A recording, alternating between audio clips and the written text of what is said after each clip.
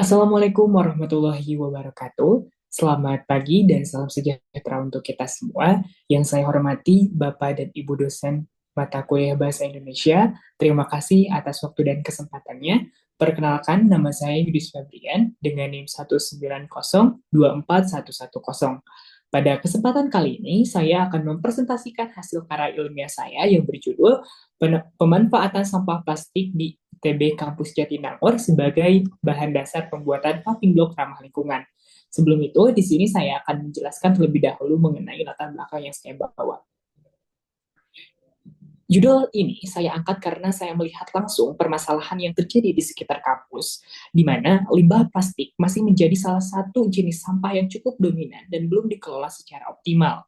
Padahal kita tahu bahwa sampah plastik sangat sulit untuk terurai, bahkan membutuhkan waktu antara 20 hingga 500 tahun. Nah, dari data BPS menunjukkan bahwa setiap individu dapat menghasilkan antara 0,6 hingga 0,8 kilogram sampah per hari. Nah, jika dihitung secara kolektif, jumlah tersebut akan sangat besar, terutama di lingkungan kampus yang aktif seperti di ITB Kampus Jatinangor ini.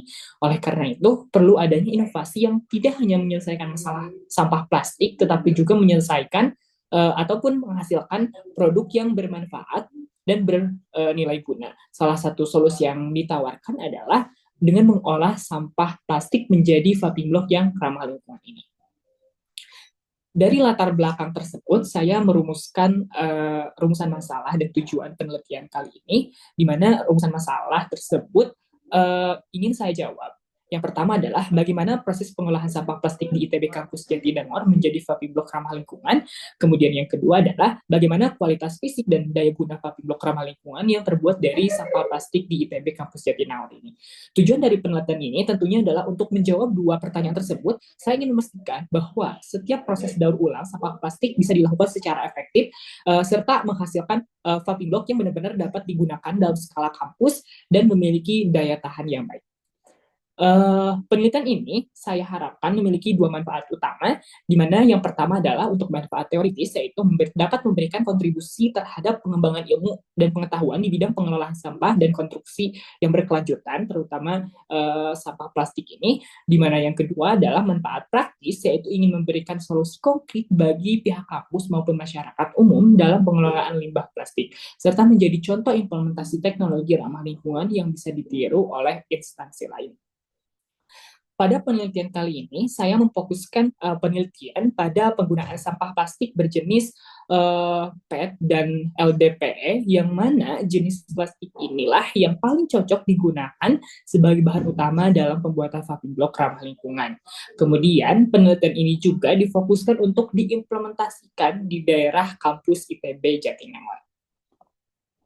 Dalam penelitian ini, saya menggunakan pendekatan mixed methods atau metode campuran yang menggabungkan antara pendekatan kuantitatif dan kualitatif, di mana pendekatan ini saya pilih agar hasil penelitian tidak hanya mampu menjelaskan aspek teknis dari produk vaping block yang saya buat, tetapi juga dapat menangkap tanggapan dan persepsi masyarakat kampus terhadap inovasi yang saya ajukan.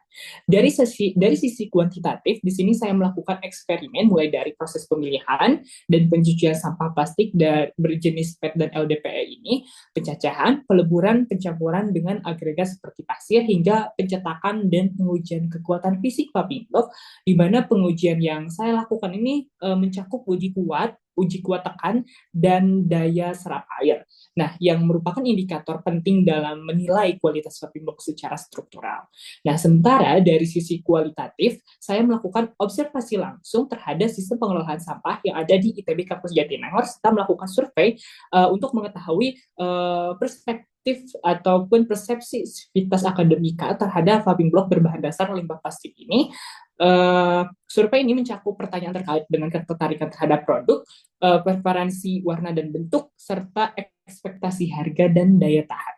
Data-data kualitatif ini kemudian saya analisis secara deskriptif untuk melihat sejauh mana dukungan ataupun potensi penerimaan terhadap inovasi ini di lingkungan kampus. Dengan kombinasi kedua metode ini, saya berharap penelitian ini dapat memberikan gambaran yang utuh, baik dari sisi kelayakan teknis ataupun respon sosial terhadap pemanfaatan sampah plastik sebagai paving block ramah lingkungan di ITB Kampus Jatinangor. Kemudian selanjutnya untuk landasan teori, penelitian ini didasarkan pada konsep reduce, reuse, dan recycle dalam pengelolaan sampah. Nah, saya juga mengacu pada teori-teori mengenai karakteristik termoplastik seperti PET dan LDPE yang dapat dilelehkan dan dapat dicetak ulang sehingga sangat cocok untuk dijadikan bahan dasar dari Vapi Block ini. Nah, sampah plastik sendiri menurut penelitian ataupun menurut Astuti dan Amalia pada tahun 2019 menyatakan bahwasanya limbah plastik yang dimaksud adalah limbah padat anorganik yang berasal dari bahan polimer sintetis hasil aktivitas manusia dalam kehidupan sehari-hari seperti kemasan makanan, botol minuman, kantong plastik, dan wadah sekali pakai. Nah, plastik ini dipilih secara luas dalam industri karena keunggulannya yang ringan, kuat, fleksibel, dan tahan terhadap air serta bahan kimia. Nah, sampah plastik juga merupakan salah satu jenis limbah yang sulit terurai. Waktu dekomposisi plastik dapat mencapai ratusan tahun seperti yang saya jelaskan sebelumnya sehingga menyebabkan pencemaran lingkungan yang cukup serius. Berdasarkan Sistem Informasi Pengelolaan Sampah Nasional atau SIPNSN, Kementerian Lingkungan Hidup dan Kehutanan, timbulan sampah di Indonesia itu mencapai 34 juta ton per tahun dan 19% diantaranya adalah sampah plastik. Kemudian sampah plastik yang saya pilih di sini adalah sampah PET yang berjenis seperti botol minuman dan lain sebagainya. Nah, Vaping Block sendiri adalah produk bangunan berbahan dasar semen dan agregat yang umumnya digunakan untuk perkerasan halaman, trotoar, dan area parkir.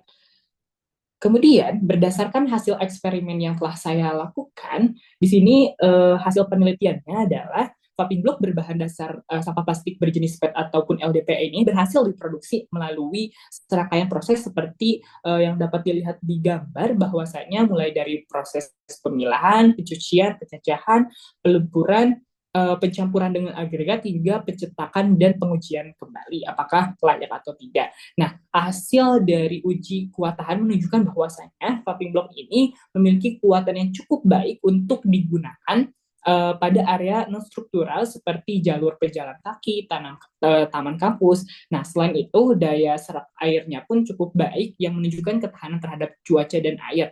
Di sisi teknis pun produk ini tidak hanya fungsional tetapi juga memiliki keunggulan seperti ringan, tahan air, tidak mudah retak serta lebih mudah dalam proses pemasangan dibandingkan dengan Vaping Block konvensional pada biasanya.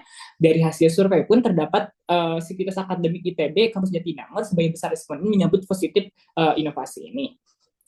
Kemudian tantangan yang kami peroleh adalah tingginya mobilitas dan aktivitas mahasiswa di ITB Kampus Jatinangor.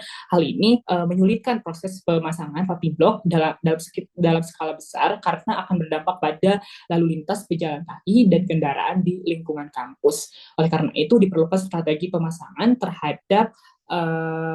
terhadap efektifnya pemasangan Vaping Block di area kampus ini. Nah, dapat disimpulkan bahwasanya dari seluruh rangkaian penelitian yang telah saya lakukan, saya dapat menyimpulkan sampah plastik berjenis PET dan LDPE ini di ITB Kampus Jatinangor memiliki potensi besar untuk diolah menjadi Vaping Block yang ramah lingkungan. Nah, untuk sarannya saya menyarankan kepada pihak kampus untuk mulai mengembangkan fungsi dari IPST sendiri agar tidak hanya berfokus pada limbah organik tetapi juga limbah anorganik. Kemudian ini demikian presentasi karya ilmiah saya. Terima kasih atas perhatian dan kesempatannya. Semoga apa yang saya sampaikan dapat memberikan inspirasi dan kontribusi dalam mendukung kampus yang lebih bersih, hijau, dan berkelanjutan. Mohon maaf apabila ada kesalahan. Wassalamualaikum warahmatullahi wabarakatuh.